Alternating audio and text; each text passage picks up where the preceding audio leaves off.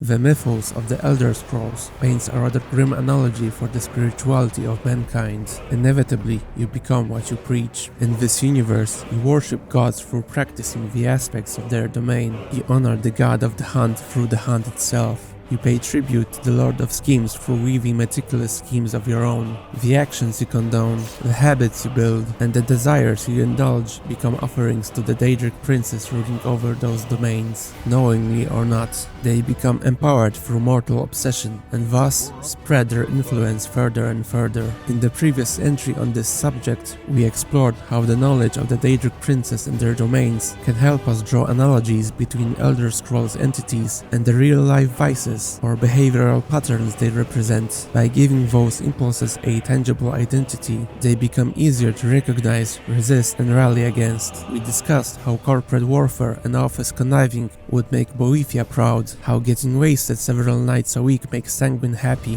or how a growing fascination with extreme ideologies become a way to worship Mehrunes Dagon. This time, we dissect 7 more Daedric Princes, draw comparisons to historical and fictional figures who match the profile as their followers, and examine how certain real-life behaviors could easily be seen as acts of worship toward entities you'd otherwise want nothing to do with. Speaking of which, please subscribe, so I won't have to give offerings to Azura to reach 200 subs. Certainly, I'm not a fan of hers. A profile of a follower of Molag Bal might be more complex than it first appears. While he is widely associated with open acts of brutality and defilement, his worshippers may be both obvious and difficult to notice at once, since he is known as the Prince of Schemes. As the primary antagonist of the Elder Scrolls Online, he is commonly portrayed as the Lord of Enslavement, Domination, Suffering, and things I would rather not mention here, so he paints a deeply psychopathic profile for those drawn to his sphere. From time to time, we learn of his random followers through the news, where we hear horrid things people do to each other, to the point you would ask why anyone would do such a thing. On the other hand, in ESO, he comes off rightfully as a master schemer, which also points out that his followers might equally revel in wielding power and abusing it in secrecy, causing pain to their subjects or servants, or shrouded in confusing and conflicting reports, or pursuing things that would be best for them if they would never see the light of day. On a grander scale, think of a pathological liar with influence. Perhaps one of the most notorious examples would be Jimmy Savile, a predator PDF operating at the very top of the British entertainment, while secretly using that power to torment those beneath him. To carry out such acts for years without consequence requires alignment with nearly every aspect of Molag Bal's sphere: domination, enslavement, manipulation, and ultimately profound violation of other human beings. On a smaller, less noticeable scale, a follower of Molag Bal would not necessarily resemble a grand villain lurking in the shadows, but rather someone driven by impulses that cause harm to others without a second thought. Sometimes it manifests through senseless cruelty, the enjoyment of humiliating others, or deriving satisfaction from making another person feel powerless. The easiest way to picture a follower of Molag Bal is a relentless school bully whose behavior is deeply rooted in subconscious alignment with the Daedric Princess sphere. The goal is rarely simple anger or even personal gain, but the enjoyment of domination itself, humiliating others, establishing control through fear, and identifying weakness to exploit it repeatedly to feel superior. When it comes to historical figures, think of Joseph Stalin, the painter with the mustache, or Pol Pot, who, through their combined pursuit of domination and schemes, caused the suffering and deaths of hundreds of millions of people. From fiction, Sauron stands as a clear archetype of Molag Bal himself. A fictional bully and sadist at that would be Ramsay Bolton, someone you could call a full-blown devotee of Molag Bal. His cruelty is defined by sadism, torture, degradation, psychological breaking, and sheer enjoyment of power over others. The Daedric Prince most commonly regarded as a good Daedra is Azura. However, this raises an interesting question about whether any deity, especially one that's openly and inherently dualistic in nature, can be truly classified as mostly good based on only one strongly visible aspect of its identity. Notably, Azura is associated with artifacts such as Azura's Star, which functions as a reusable soul gem used to trap and contain souls. This naturally raises a moral dilemma. What kind of good entity would endorse the repeated capture and containment of sentient souls? In a broader context, this also creates an unexpected point of thematic overlap with Molag Bal, her former ally before the retcon by the way, who was fixated with harvesting souls, a significant aspect of the story in ESO. It doesn't help that she once cursed an entire race as basically a hissy fit and a cosmic tantrum. The idea of a star, Azura's defining symbol, can be understood as a metaphor for seeking attention itself, as a shiny object you look up to from below. Her concern for the devotion and love for her followers can therefore be read in multiple ways, as genuine care to spread a good message, but also as a reflection of self-centeredness, an identity shaped and reinforced by a constant need for worship that comes with an "or else" clause. This pursuit of devotion and attention can be understood as a need for validation, especially on social media, where follower counts start to feel like metaphorical souls contained within a soul gem. At first, smaller gems are enough. A bit of attention, a small audience, some engagement, it's fine. But over time, goalposts shift, and petty soul gems stop being sufficient, and larger vessels are needed to satisfy even bigger expectations. In this sense, Azura can be seen as a symbolic figure for anyone operating within the influencer economy, for celebrities or people building an online presence seeking the status of a star that others look up to is the main goal. Embracing the dark side of Azura can start to look like ego-driven or heavily materialistic behavior in real life. Think diva behavior, judging others by their wealth, or hissy fits everywhere, like a musician refusing to perform at a venue because it serves food containing meat, or similar moments where image or personal standards completely kill practicality. A classic example is a band called Van Halen, who allegedly required brown M&Ms to be removed from snacking bowls in their backstage rider. Apparently, it was a way to see if technical documents were acknowledged, but what a weird way to find out. If I had to pin down a real-life figure to represent the dualistic nature of Azura, then I'd probably pick Taylor Swift. All the positive vibes on the surface, but the chick has built some bad rep due to her private jet habits, among other things. From fiction, I'd probably pick Tony Stark, guy with a good heart, but typically a douche swamped by ego. From all the Daedric Princes, Mephala might be the easiest to summarize, yet most difficult to relate to at any level, because her followers operate on the extreme borders of morality or law. She is regarded as Queen of the Shadows and Whispers, and all things secret, and it's not something we engage with on a day-to-day basis. If you try to observe a hardcore devotee of Mephala in real-world terms, you'd have to go to the very tops of the secret government branches to witness them performing the blackest of the black ops you could imagine. On the other side, you'd have to advance through ranks of criminals so deep that only rumors exist about their day-to-day operations, which might include smuggling drugs in submarines or dissolving skeletons in barrels daily. There is an overlap with Boethia in many regards, but to me it seems that Mephala addresses more innate aspects of one's behavior rather than purely calculated ones. It may appear that followers of Mephala are drawn toward the darker corners of human nature itself, where curiosity, secrecy, and weaponizing temptation feel almost instinctive rather than designed model of operation. In many cases, which side they end up on may depend less on ideology and more on circumstance, opportunity, and the environments that shape them. But if you'd like to see a more relatable follower of Mephala in action of a day-to-day life, think of a person who is a ninja of engineering social interactions and their outcomes, minus the unnecessary theatrics. The most noticeable sign is a comfort with secrecy and selective truth. Such a person tends to understand early on that not everything needs to be said directly, and they are unusually skilled at deciding what to reveal, what to withhold, and knowing that timing matters more than words spoken. Another trait is their ability to play the role of a puppet master, setting up third parties to clash against one another to reap benefits for themselves. If I knew for certain examples of high-level followers of Mephala in the current day and age, then I'd probably dead. But perhaps one of the better-known figures who often draws attention due to the current ongoing global conflict is none other than Vlad Putin, an ex-KGB operative turned president of Russia, who's obviously sporting a gunslinger's gait. Need I say more? But if drawing from history, think of the highest highs of society and the lowest lows, yet still within a structured system. That could include the operatives of NSDAP or SS on one side, and on the other, organized criminal networks such as cartels, mobs, or mafias. From fiction, you could essentially think of Littlefinger and Varys from Game of Thrones. Chaos isn't a pit. Chaos is a ladder. Or the Spectre organization from Bond movies.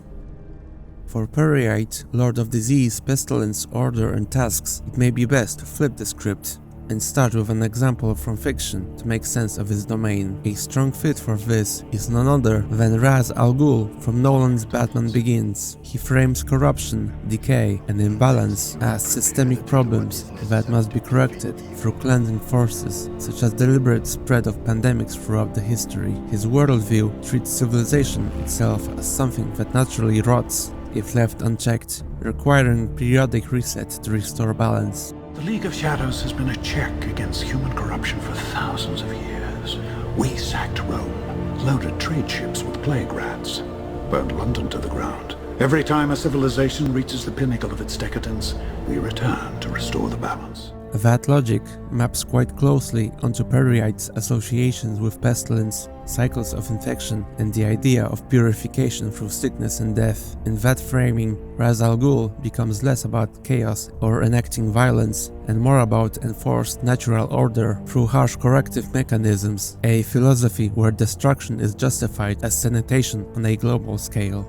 Those are all big concepts and big words, but how would you spot a follower of Peryite in the wild? In real-world terms, they wouldn't look as dramatic or extreme as a leader of a ninja clan, but rather mundane. Think of a person who is obsessively focused on fixing inefficiencies or meticulously dealing with recurring small problems that everyone else ignores until they become bigger issues. They wouldn't be shy about saying "I told you so" over and over, especially when something they saw from a mile away finally breaks. This mindset often overlaps with a strong acceptance of bureaucracy as a necessary manifestation of order, which is why Peryite is also known as the Taskmaster. His devotee might be the kind of person who actually enjoys filling out compliance forms, smiles while enforcing arbitrary rules that seem to make no sense to others, and treats head-spinning Excel spreadsheets with near-religious reverence. If someone can casually interject that the world is overpopulated, then most likely Peryite has touched their soul. When it comes to extreme historical figures, I'd be hard-pressed not to include, once again, none other than Joseph Stalin. While his personality was an incarnation of Moloch Ball, his regime operated through a logic of purges, a network of gulags, strict enforcement of order, top-down assignments of jobs or tasks, and the systemic removal of undesirable elements as means to create workers' paradise in the most brutal manner imaginable. While the real-world results were a chaotic, blood-soaked disaster, the philosophy was pure Peryite, treating human lives as numbers in need of balancing by a ruthless accountant with a math problem. His philosophy and legacy is that of an insensible, absolutist quotes such as "Death is the solution to all problems, no man, no problem," and "People who cast votes decide nothing, the people who count the votes decide everything." Yikes. From modern times, think Sam Altmans of the world, who see people as the weak link of the process, or CEOs obsessed with AI agents, or just Peter Thiel. You would prefer the human race to endure, right? You're hesitating. Yeah, well, Yes? I don't know. I would... Hermaeus Mora is the prince of knowledge, memory, forbidden truths, and the endless pursuit of hidden understanding. Unlike other princes, driven by domination, pleasure, or destruction, Mora's influence revolves around the idea that there is always something more to uncover, another layer beneath reality waiting to be revealed. His realm is not built on emotion, but on curiosity taken to its absolute extreme, where the pursuit of knowledge slowly becomes more important than the well-being of the seeker. In real life, Mora could be seen as the lord of rabbit holes and dangerous truths, the force pulling people deeper into obscure knowledge, global conspiracies, forbidden history, or just undigging family secrets that perhaps were better left buried. His fear includes the kind of information that changes how you see the world. Sometimes it can be enlightening, but other times it only brings anxiety, alienation, or suffering. Hence why some people just don't like to confront the sting of truth. Taken to the extreme, followers of Mora embody the wisdom behind the phrase ignorance is bliss, because they learn firsthand that some knowledge carries unbearable weight. The more they uncover, the more detached they become. Curiosity turns into obsession, and obsession into isolation. Perhaps the grotesque form of Mora is what would happen to you if you'd learn of every secret in the world. But there is also a far more down-to-earth version of being hungry for knowledge. A kind of Wikipedia addiction is a real thing in the modern age, manifesting as the endless consumption of information that will most likely never apply to your life in any meaningful way, while time spent digesting it slips through your fingers. I guess that's why they call those papers Reader's Digest. From fiction, Bran Stark is a match. His pursuit of knowledge through unnatural means gradually distances him from his humanity until he becomes something closer to a living history book than a person you could talk to about the intricacies of making pancakes. Another example would be Mel Gibson in Conspiracy Theory. It fits surprisingly well. A man consumed by paranoia, noticing patterns, and the fear that knowing too much makes one a target. From the real world, it's Mel Gibson too. Besides him, Edward Snowden and Julian Assange are figures whose lives were irreversibly changed through access to classified information.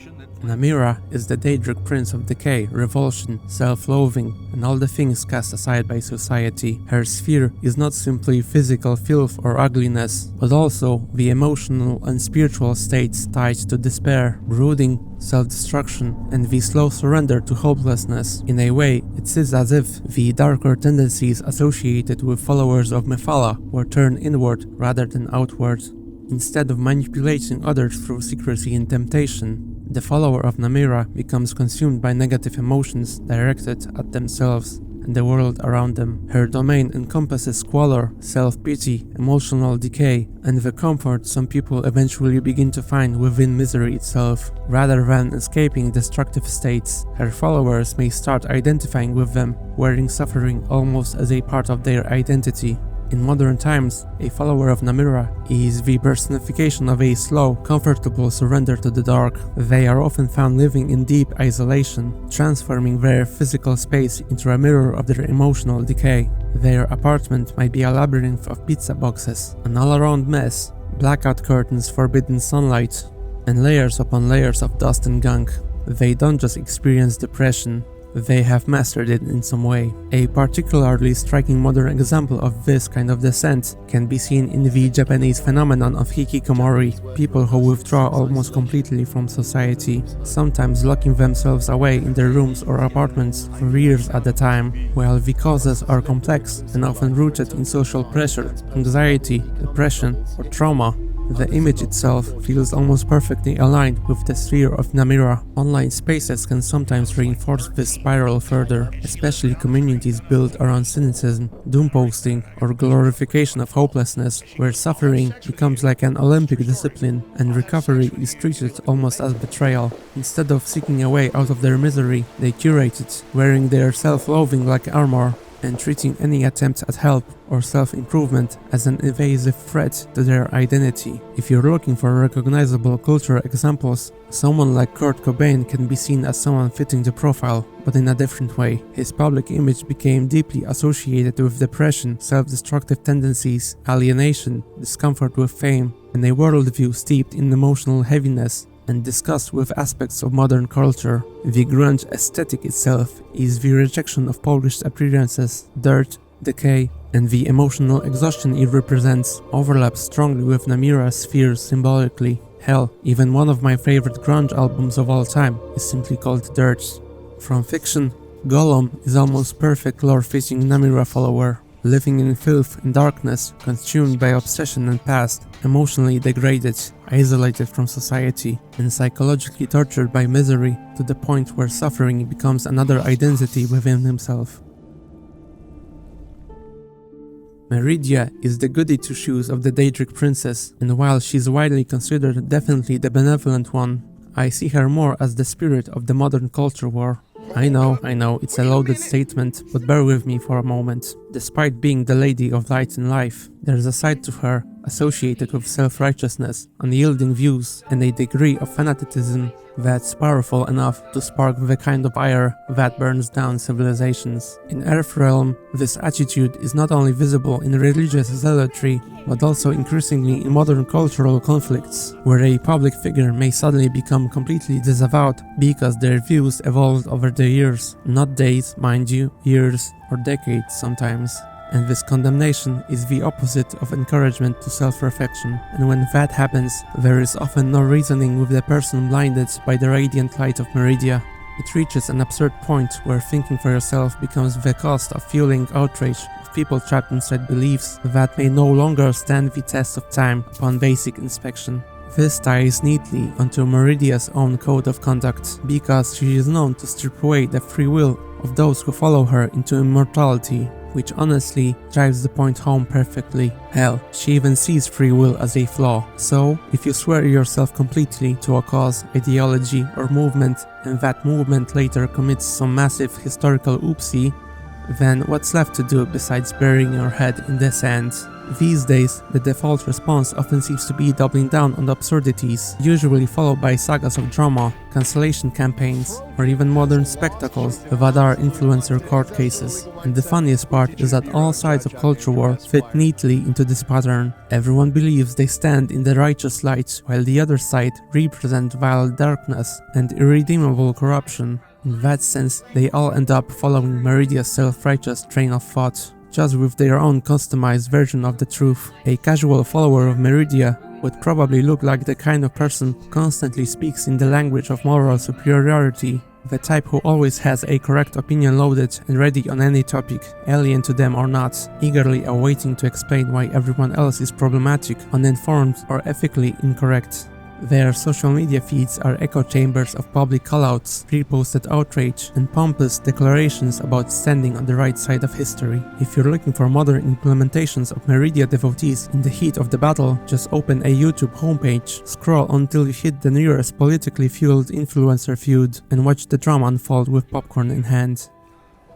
And so, this is how something founded in a fantasy resembles things uncomfortably familiar. The Daedric Princes, in all their exaggerated forms, stop feeling like gods of a fictional universe and start looking more like lifelike analogies to patterns already present in our world. They are metaphors for how attention, habit, and marinating the brain in echo chambers take over who we are. And once you start seeing those patterns clearly, the question shifts from what you believe in to what you've been serving, without even realizing it. But the even bigger question is if you see yourself in any behaviors we discussed, and whether you mean to purge them or embrace them even harder. Thank you for listening, subscribe, have a good one, and see you around.